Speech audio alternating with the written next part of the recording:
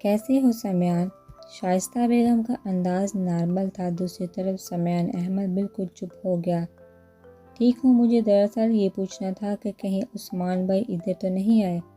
ان کا mobile of ہے، شاید کال نہیں جا رہی سنجیدگی سے سمیان احمد پوچھ رہا تھا۔ ناراضگی کا واضح تاثر موجود تھا۔ شائستہ کے لبوں پر خود بخود مسکراہٹ سمٹ آئی۔ ہاں عثمان یہی ہے، تم بھی آ جاؤ، میں کھانا بنواتی ہوں۔ ادھر ہی آ کر کھانا، ایک دم انہوں نے کہہ دیا تھا۔ زرش نے حیران ہو کر دیکھا۔ عثمان خاموش تھا، مگر چچی جان دوسری طرف ان کے رویے پر حیران ہوتے۔ عثمان نے کچھ کہنا چاہا تو انہوں نے بات کاٹ دی۔ اگر مجھے کچھ نہیں رات کو تم آ رہی ہو، عثمان کو بھی کھانا کھائے بغیر جانے نہیں دوں گی۔ پھر جو چاہے پوچھ لینا، میں تیار ہوں۔ اتنے دنوں سے وہ خود سے لڑ کر ہاری تھی، وہ ان بچوں سے دور رہ بھی نہیں سکتی تھی۔ سمیان احمد کی صرف یہ 3-4 دن کی ہفکی ان کے دل کو اندر ہی اندر چیرے جا رہی تھی۔ اوپر سے زرش کا ہفکی بڑا لاتعلق سا انداز۔ انہیں احساس ہو گیا تھا کہ سمیان احمد ان کی جانب سے کس قدر دل گرفتہ ہو کر گیا ہوگا۔ ہم انتظار کریں گے رات کو، انہوں نے سلسلہ منقطع کر دیا تھا۔ وہ نوشین اور زرش کی طرف پلٹی تھی جو دہکتے دمکتے چہرے لیے اسی جانب متوجہ تھی۔ رات کھانے کا اچھا سا انتظام ہونا چاہیے۔ کوارٹر سے یاسمین کو بلا لو اور تم دونوں بھی میرے ساتھ کچن میں چلو، عثمان اور سمیان دونوں ہوں گے۔ کتنے دنوں بعد تو یوں یہ بچے اکٹھے ہو رہے تھے۔ ماما کا انداز پرجوش سا تھا۔ سمیان احمد سے بات کر لینے کا احساس تھا یا بھی کیا تھا، وہ ایک دم متحرک ہو گئی تھی۔ زرش اندر ہی اندر خوش ہوئے بغیر نہ رہ سکی۔ آئیے بھائی کچن میں چلتے ہیں، وہاں باتیں بھی کریں گے اور کام بھی۔ شائستہ بیگم اور نوشین کو کچن کی طرف جاتا دیکھ کر اس نے عثمان کا بازو پکڑ کر اپنے ساتھ گھسیٹا تھا۔ وہ بھی ہنستے ہوئے اس کے ساتھ ہی ہو لیے تھے کہ یہ لڑکی انہیں بھی بہت عزیز تھی۔ کالج سے آنے کے بعد وہ عجب بوکھلائی بھی رہی تھی۔ عثمان بھائی پھپھو کو چھوڑنے گئے ہوئے تھے، اسے یہ بات ماجدہ نے بتائی تھی کیونکہ طاہرہ بیگم کمرہ بند کیے نہ جانے کیا کر رہی تھی۔ فرح نے 1-2 دفعہ دستک بھی دی تھی مگر دوسری جانب سے صرف سرد مہر ہی تھی۔ وہ سمجھ چکی تھی کہ ان کی غیر موجودگی میں کوئی معرکہ سر ہوا تھا، اس لیے مائسہ سے پوچھنے کی کوشش کی۔ پتہ نہیں بی بی جی، میں تو کچن میں تھی، ہلکی لڑنے کی آوازیں تو آ رہی تھی۔ پھر بیگم صاحبہ اپنے کمرے میں بند ہو گئی تھی۔ بڑے صاحب گھر سے نکل کے دوپہر کو ہی لوٹے تھے۔ آپ کی پھپھو، عثمان بھائی اور بڑے صاحب تینوں نے اکٹھے ہی کھانا کھایا تھا۔ پھر صاحب جی تو کہیں اپنا بریف کیس لے کر چلے گئے تھے، البتہ تھوڑی دیر بعد آپ کی پھپھو اور عثمان صاحب بھی چلے گئے تھے، وہ شاید انہیں چھوڑنے گئے تھے۔ ماجدہ کی طرف سے ملنے والا تفصیلی جواب تھا، اس نے مزید کچھ پوچھنے کی زحمت بھی نہیں کی تھی۔ گھر کا جو ماحول چل رہا تھا اس سے صاف معلوم ہوتا تھا کہ بات کیا ہو سکتی ہے۔ وہیں سمیان بھائی کی شادی کا مسئلہ، ابو اپنے وقف پر ڈٹے رہے ہوں گے اور امی اپنے پر۔ وہ جو سوچتی الجھتی جا رہی تھی۔ تھوڑی دیر پہلے علی اپنے دوستوں کی کال پر کہیں چلا گیا تھا، یہ کہہ کر کہ وہ مغرب تک لوٹ آئے گا۔ وہ اکیلی گھر میں بیٹھی ادھر سے ادھر کبھی چکر لگانے لگتی اور کبھی ٹی وی کھول کر بیٹھ جاتی تھی۔ کچن میں بھی کوئی کام نہ تھا، ماجدہ کھانا وغیرہ تیار کر چکی تھی۔ نیند اس سے آ نہیں رہی تھی۔ کافی دیر تک وہ عثمان بھائی کا انتظار کرتی رہی کہ شاید وہ لوٹ آئیں اور اس کی بوریت ختم ہو، مگر وہ نہیں لوٹے تھے۔ البتہ سمیان بھائی کا فون آ گیا تھا۔ اس نے عثمان بھائی کے نہ لوٹنے کا بتایا تو انہوں نے بتا کر اس سے کال بیک کرنے کا کہہ کر فون بند کر دیا تھا اور وہ اب اس کے فون کا انتظار کر رہی تھی۔ تھوڑی دیر بعد ہی ان کی کال آ گئی تھی۔ عثمان بھائی، چچی جان کے ہاں ہیں، تم فکر نہ کرو، ابو کو بزنس کے سلسلے کے کسی اہم کام کے سلسلے میں ارجنٹ لاہور جانا پڑ گیا ہے، 2 دن بعد ہی لوٹیں گے، علی گڑھ لوٹے تو اس سے دوبارہ کہیں باہر نہ جانے دینا۔ اسے عثمان بھائی اور ابو کے متعلق بتا کر وہ ہدایت بھی دے رہے تھے۔ اس نے سر ہلایا۔ میں بہت بور ہو رہی ہوں، آپ ہی گھر آ جائیے، امی اپنے کمرے میں بند ہیں، مجھے ان در و دیوار سے وحشت ہو رہی ہے۔ وہ کہیں بغیر نہ رہ سکی۔ دوسری طرف سمیان احمد خاموش ہو گیا۔ بھائی آپ آ رہے ہیں نا؟ اس نے ان کی خاموشی پر دوبارہ پوچھا تھا۔ نہیں گڑیا، دراصل چچی امی نے گھر بلایا ہے شاید کھانے پر، دیر سے آؤں گا، تب تک عثمان بھائی بھی وہی ہوں گے۔ ٹھیک ہے لیکن جلدی آنے کی کوشش کیجیے گا، مجھے اس طرح اتنے بڑے گھر میں اکیلے ہونے سے بہت ڈر لگتا ہے۔ امی بھی اپنے کمرے میں ہے، کتنی دفعہ میں نے دروازہ کھٹکھٹایا ہے مگر وہ کھول ہی نہیں رہی۔ کیوں؟ اس کے فراہم کردہ خبر پر وہ حیران ہوئے تھے۔ صبح تک تو امی ٹھیک تھی، پتہ نہیں، مائدہ بتا رہی تھی امی ابو کے درمیان شاید پھر کوئی نئی جھڑپ ہوئی ہے۔ جس نے تلخی سے بتایا تھا۔ سمیان کئی لمحے تک خاموش رہا۔ سنو، مغرب کے بعد میں آ جاؤں گا، تم تیار رہنا، میرے ساتھ ہی چچا جان کے ہاں چلی جانا۔ سمیان نے فوراً پروگرام سیٹ کیا تھا۔ ٹھیک ہے مگر وہ امی، اچانک اسے ماں کا خیال آیا تو وہ رک گئی۔ انہیں جب تمہاری پرواہ نہیں تو تم بھی چپ رہو، فی الحال تم ان سے ذکر نہیں کرو گی جب تک امی ابو اپنی نفرت کی کوئی ٹھوس وجہ نہیں بتا سکتے۔ ہم یوں بزدلوں کی طرح پیچھے بھی نہیں ہٹ سکتے، جو ہوگا دیکھا جائے گا، بس تیار رہنا۔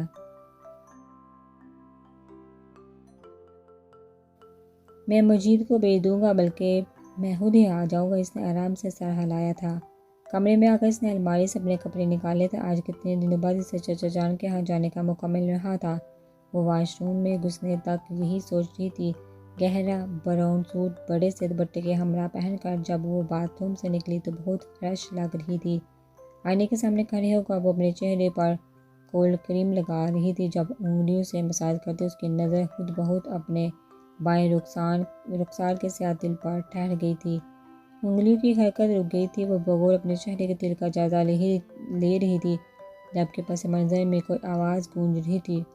تم فرح ہو، تمہارے بائیں رخسار کا تل مجھے تمہیں لاکھوں لڑکیوں میں بھی پہچاننے کی غلطی نہیں کرنے دیتا۔ مائی ڈیئر فرح سعید احمد۔ آواز کیا تھی؟ اس کے دماغ پر گویا ہتھوڑے برس رہے تھے۔ اس دن پھول اور کارڈ وصول ہونے کے بعد اور کوئی واقعہ نہیں ہوا تھا۔ وہ آج کل نٹ استعمال نہیں کر رہی تھی، اسی لیے اسے نہیں خبر تھی کہ اس کی ای میلز کا اب کیا رد عمل ہے۔ کریم لگا کر بالوں میں برش پھیر کر وہ آئینے کے سامنے سے ہٹ گئی تھی۔ آج کتنے دنوں بعد اس کا دل چاہ رہا تھا جب تک سمیان بھائی اسے لینے نہیں آ جاتے وہ نٹ یوز کرے۔ اسی وقت تو وہ بھی نٹ پر ہوتا تھا۔ آج نہ جانے کیوں اس کی ای میلز پڑھنے کو دل اکسا رہا تھا۔ وہ لاکھ خود کو سرزنش کرتی رہی مگر دل کسی صورت مان نہیں رہا تھا۔ وہ خاموشی سے پی سی کے سامنے بیٹھ گئی۔ کمپیوٹر اسٹارٹ کر کے وہ نٹ کھول رہی تھی۔ ایسا کرتے ہوئے اس کے ہاتھ کانپ رہے تھے مگر وہ پھر بھی اپنے آپ کو نہ روک پائی تھی۔ نہ جانے اندر کون سی طاقت تھی جو اسے ایسا کرنے پر اکسا رہی تھی۔ فرح ای میل باکس کھول چکی تھی۔ اب وہ اپنے ای میل ایڈریس پر آئی ہوئی ای میلز چیک کر رہی تھی۔ اس شخص کی ای میلز تھی جس نے اس نے کانپتے ہاتھوں سے سب سے پہلی ای میل کھولی تھی۔ دل کا سکون چھین کے اسباب لے گیا، ایک شخص میری نیند میرے خواب لے گیا، بھٹکا کے ساری رات سحر کی تلاش میں نہ جانے کہاں کہاں مجھے مہتاب لے گیا۔ خوبصورت اشعار تھے۔ فرح کا دل سینے کے اندر زور زور سے دھک دھک کرنے لگا تھا۔ فرح تم بہت زیادتی کر رہی ہو میرے ساتھ۔ فون کرنے پر کوئی ملازمہ ٹائپ خاتون کی آواز سننے کو ملتی ہے۔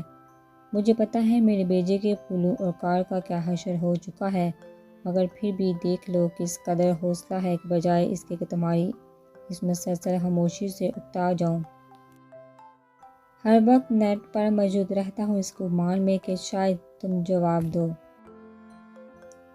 میری ای میلز ہی پڑھ لو اور دل میں کوئی نرم جذبہ پیدا ہو جائے۔ اگلی ای میل یہ تھی۔ فرح سعید کے دھڑکتے دل کی رفتار میں ایک دم مزید اضافہ ہوا تھا۔ اس نے خود سے گھبرا کر فوراً ہی پی سی بند کر دیا تھا۔ یا اللہ، یہ مجھے کیا ہو رہا ہے؟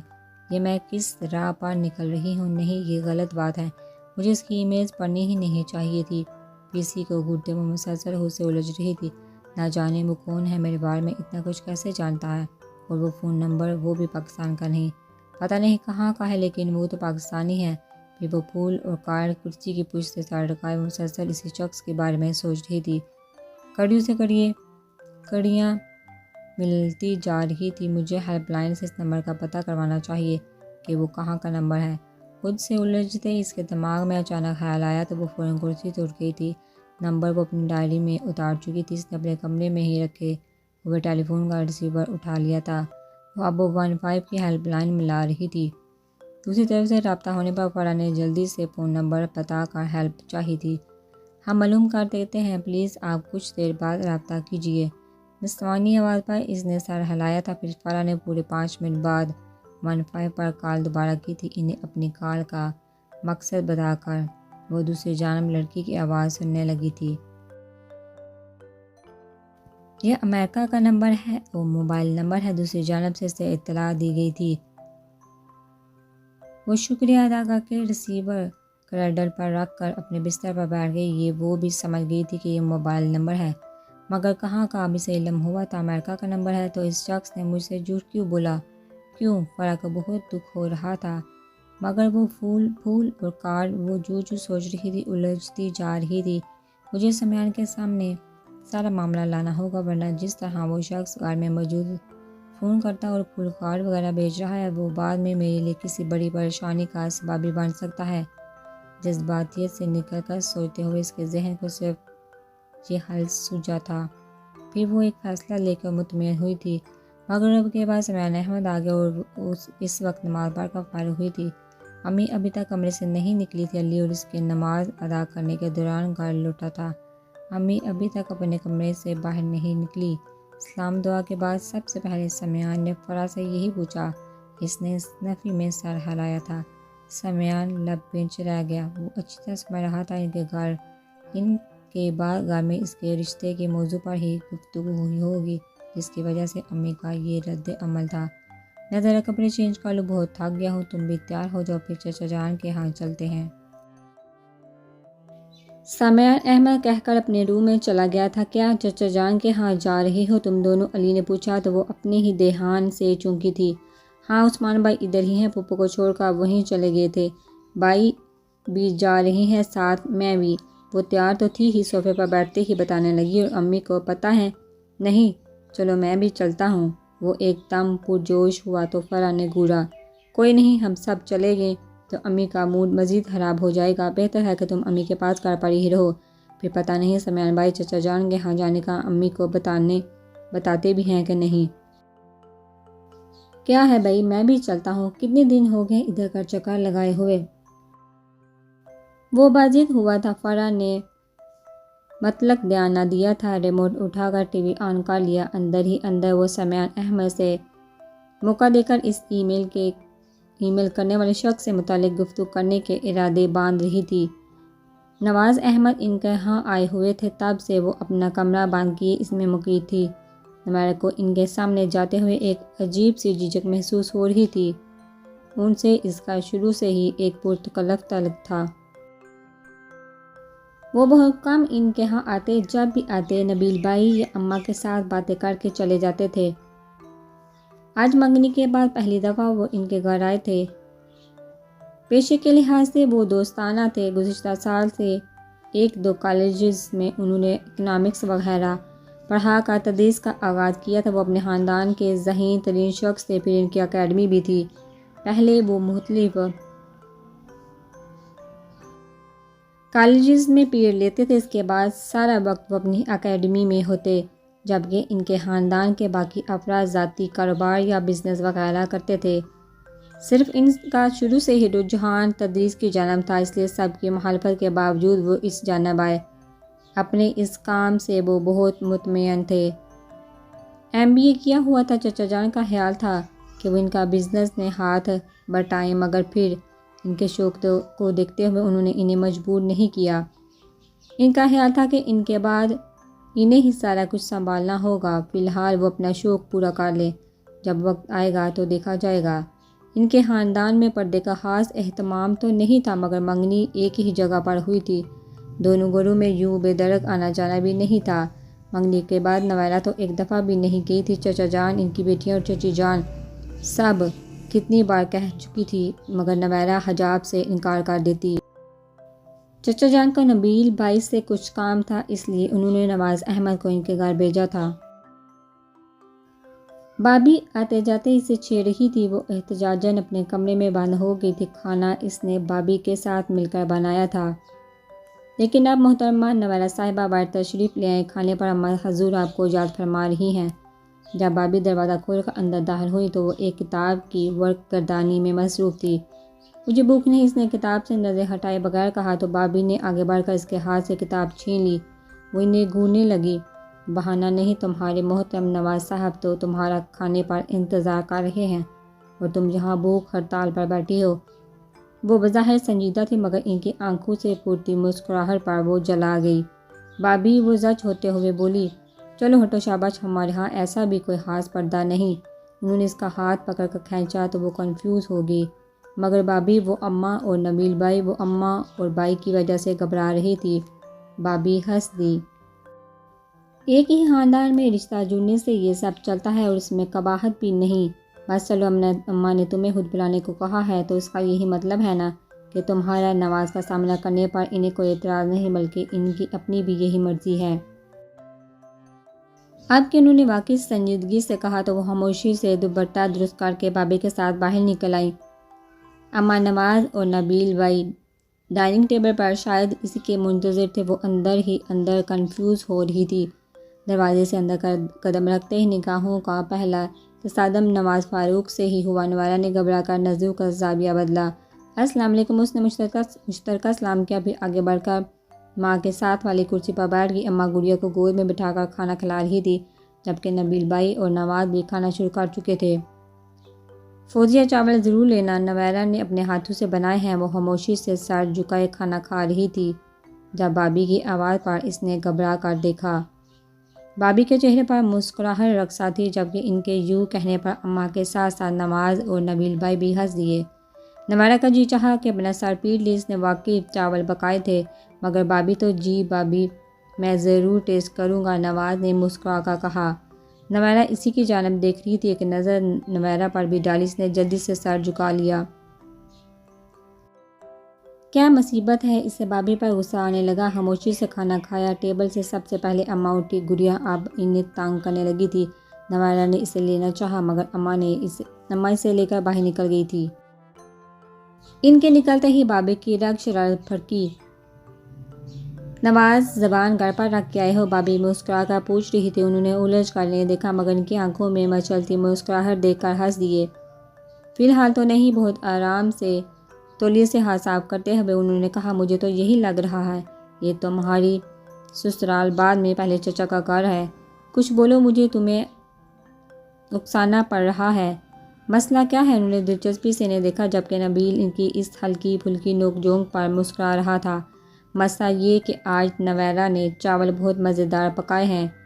ان کی تان وہی آ کر ٹوٹی تھی۔ نویرہ نے کھا جانے والی نظروں سے انہیں گھورا، جبکہ باقی دونوں نے قہقہہ لگائے۔ چلیے جی، میں کہہ دیتا ہوں۔ انہوں نے مسکرا کر چہرہ نویرہ کی طرف کیا تو وہ ایک دم چھم سی گئی۔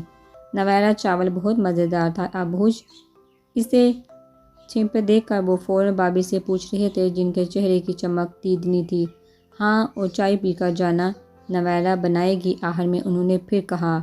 اب کہ نویرہ بھی ہنسنے لگی، کم از کم ان کے نارمل انداز سے اس کی گھبراہٹ ضرور کم ہوئی تھی۔ وہ کھانا کھا چکی تھے، اس لیے ٹیبل سے اٹھ کھڑی ہوئی۔ نواز نے اسے دیکھا۔ سادہ گھریلو لباس میں وہ اپنے صاف شفاف چہرے کی خوبصورتی سمیت آنکھوں کو حیران کر رہی تھی۔ تم کہاں چلی؟ بابی نے پوچھا۔ کچن میں چائے بنانے اس کا اعتماد بحال ہو چکا تھا، اس لیے آرام سے جواب دیا۔ دہلے پہ دہلا اسی کو کہتے ہیں۔ نبیل بھائی بھی کھل کر ہنسے۔ وہ فوراً وہاں سے نکلی۔ اس نے کچن میں آ کر چائے کا پانی چولہے پر چڑھایا، پھر اسے دودھ نکال کر پلٹی تو بابی برتن لے کر داخل ہوئی۔ نویرہ کو ان کی فضول گوئی پر تپ چڑھی ہوئی تھی۔ وہ برتن سنک میں رکھ کر پلٹی تو اس نے مصنوعی غصے سے کہا، آپ بتائیں، بڑی ہانک رہی تھی ادھر۔ نویرہ نے چاول بہت مزیدار پکائے ہیں۔ کمر پر ہاتھ رکھ کے وہ انہیں گھور رہی تھی۔ میں تو اچھی بابی کا کردار ادا کر رہی تھی، نواز پر اچھا امپریشن پڑے گا۔ انہوں نے اس کی باتوں کو بغیر کسی خاطر میں لائے بڑے آرام سے کہا، مگر ان کا حوالہ دے کر چڑھایا۔ بڑا اچھا کردار ادا کر رہی تھی، دل تو چاہ رہا تھا آپ کی زبان بند کر دوں، وہ گور کا دودھ ابلتے پانی میں ڈالنے لگی۔ ویسے اس لباس میں لگ خوب رہی ہو، بڑے غور سے نواز دیکھ رہا تھا تمہیں۔ وہ چم سی گئی۔